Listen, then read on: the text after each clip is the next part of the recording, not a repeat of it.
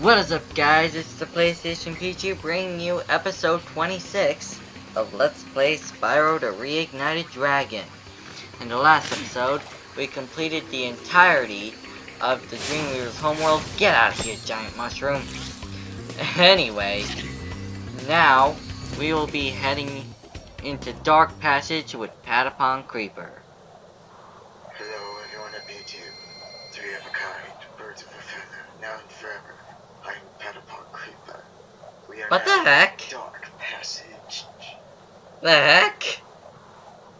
Just a little creepiness to add to the level, because it can be actually creepy with the Reignited graphics. Old graphics, it's a bit cartoony. Cartoon puppy dog, a little baby puppy dog of cartoon. Now it's got actual kind of species when it comes to them when they're not in the dark. But in the dark, the monstrous forms of the puppy and the turtle turn monstrous with the HD graphics.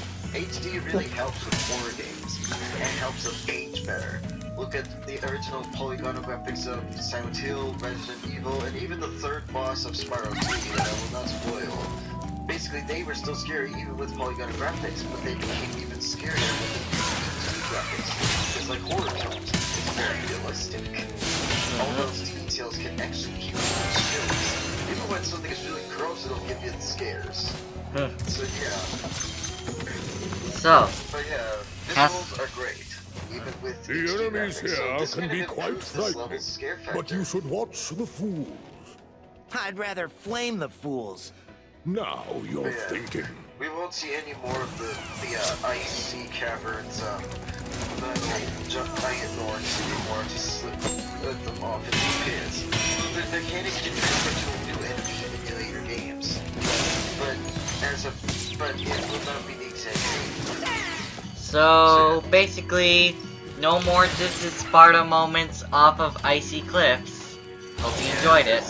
This time, like in the old world of Dreamweavers, we cannot ram the big metal dudes.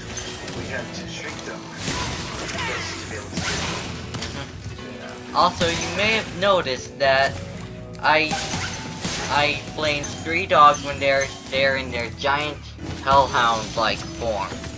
That actually gives us a trophy called Bad Doggy. Thank you for Bad releasing doggy. me. Bad Doggy. Also, another thing I think feels worth mentioning is that listen to the music. Does it sound familiar? Does it maybe sound like the first segment of the title theme for this Spyro Reignited trilogy?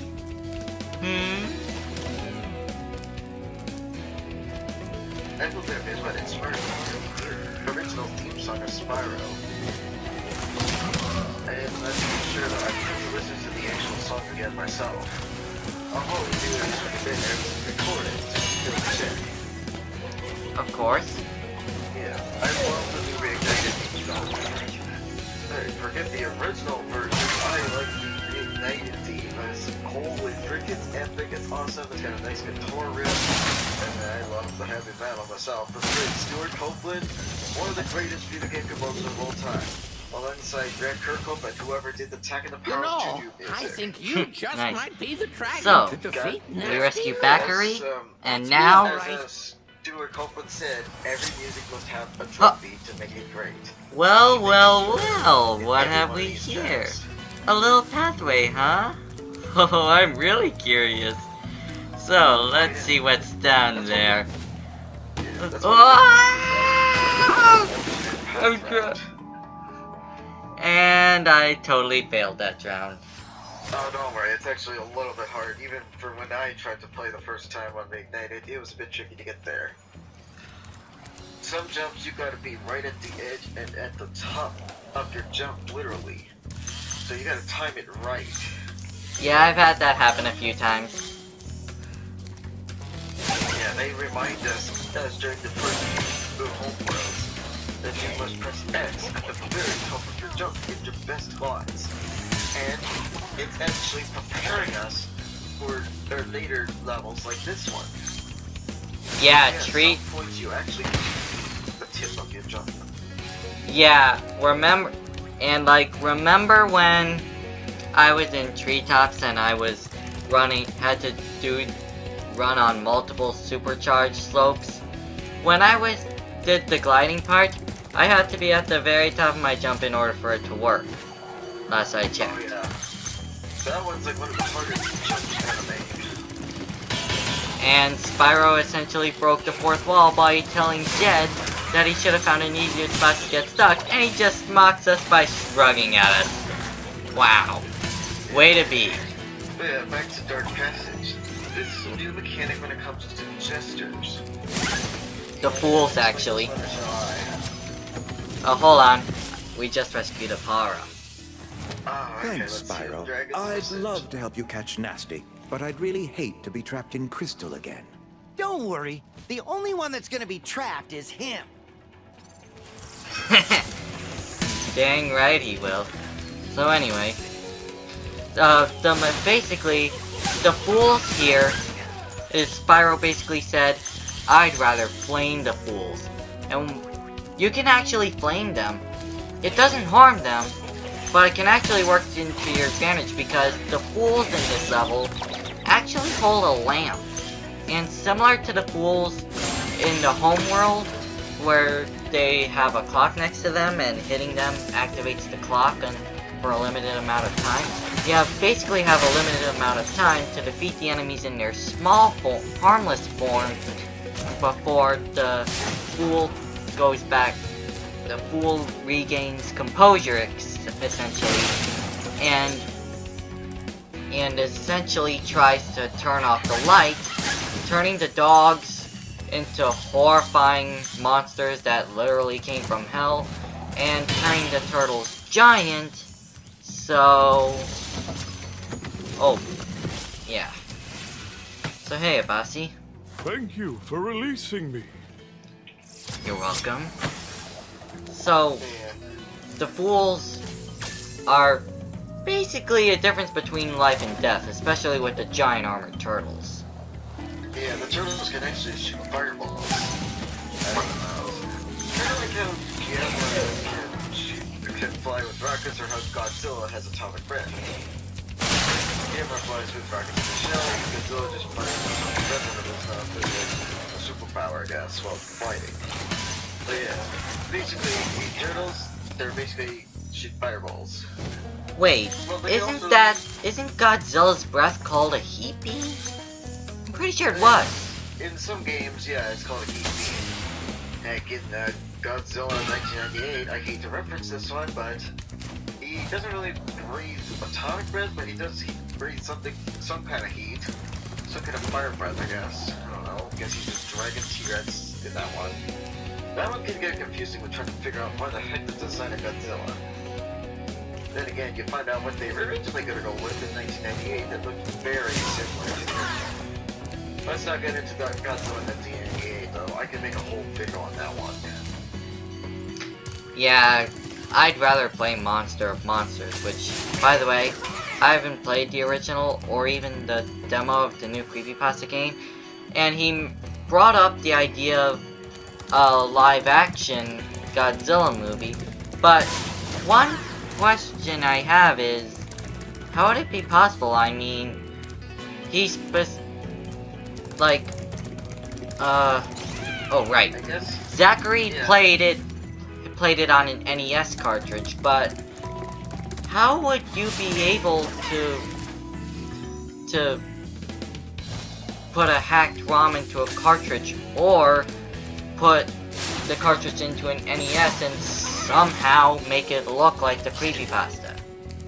Well, I could get one of those special USB NES controller gamepads, because the actual fan game allows gamepads support, so I could set up an NES one and make it seem like I'm actually playing on an actual cartridge, but the actual original game's cartridge. And I do have to remember to practice this game, because it is really difficult. Like, holy crap. Even, like, they're gonna make the game easier when it comes to the fan game, but the original Monsters, be prepared for some Dark Souls difficulty. Alright then. I can't imagine what the final showdown with Red must be like, but Yeah.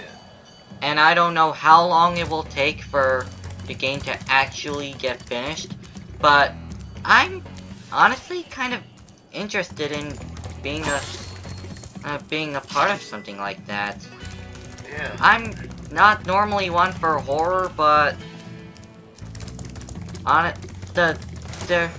there's something about NES Godzilla that It's kind of like reading a book.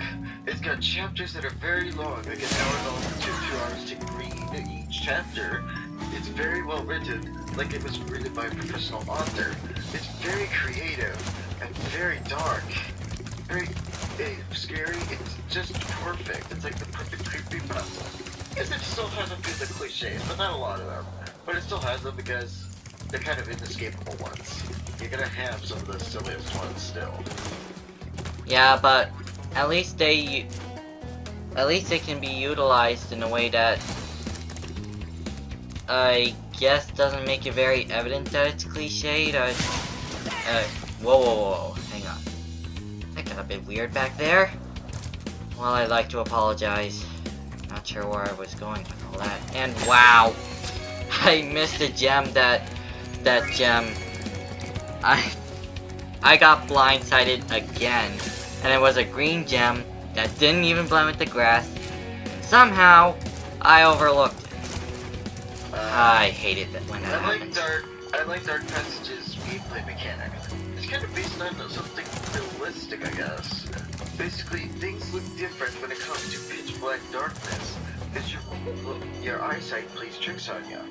So it kind of utilizes that to its advantage to the gameplay mechanic, making things look scarier in the dark like how they always do. They even did this trick in the opening to the 2017 remake of Stephen King's It.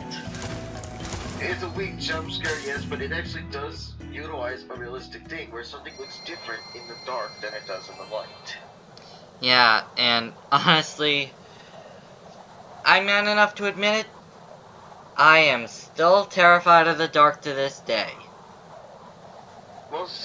There's been studies about the fear of darkness. It's not usually the darkness itself that people fear. It's what could be inside that scares them. Basically, you never know what's in the darkness, and so that's what scares people. Fair enough. You don't know what's in there. True. So anyway, yeah, Dark Passage is finally complete. And, well, not finally. You know what I mean. So in the next episode, we will be heading into Lofty Castle. See you then. See y'all then.